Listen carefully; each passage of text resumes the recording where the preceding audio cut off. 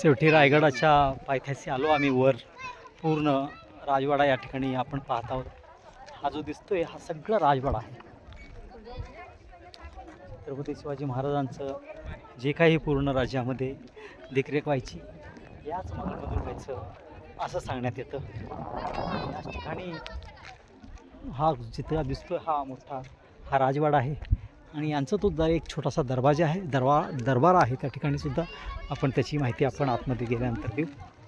आणि हा जो आहे इथून आपणाला दिसत असेल किल्ल्याची एरिया वरून पण दिसेल तुम्हाला.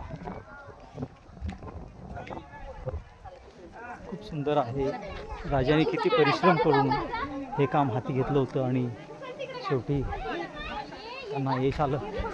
आणि या ठिकाणी सुनेल पावसाचं पाणी हिव ना मर्जना पण पाणी दिसत तुम्हाला दिसत असेल.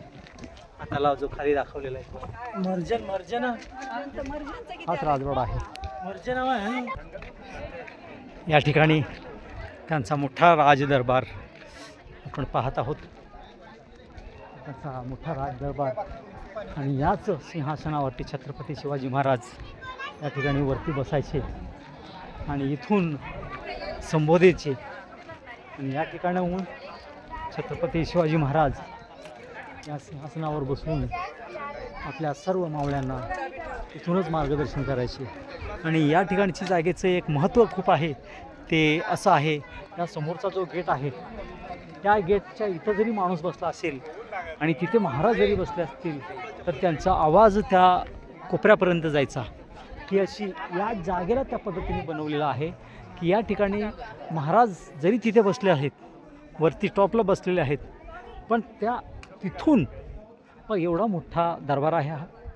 या दरबारातून महाराज माहिती द्यायचे आणि तिथं गेलं तर कोपऱ्यापासून तिथून आवाज यायचा. म्हणजे किती शांत या ठिकाणी वातावरण होतं. याचा मागचा उद्देश हाच आहे की आम्ही जे गुप्त मिटिंग करतो ते मिटिंग इतरांपर्यंत पोचू नये, जे शत्रूपर्यंत पोचू नये याची दखल या ठिकाणी घेतली जायची आणि बाहेरचा आवाज बिलकुल यायचा नाही. आणि त्या पद्धतीने इथून महाराज मार्गदर्शन करायचे आपल्या सर्व मावळ्यांना. ती ही जागा आहे आणि समाधी आपण पुढे बघू.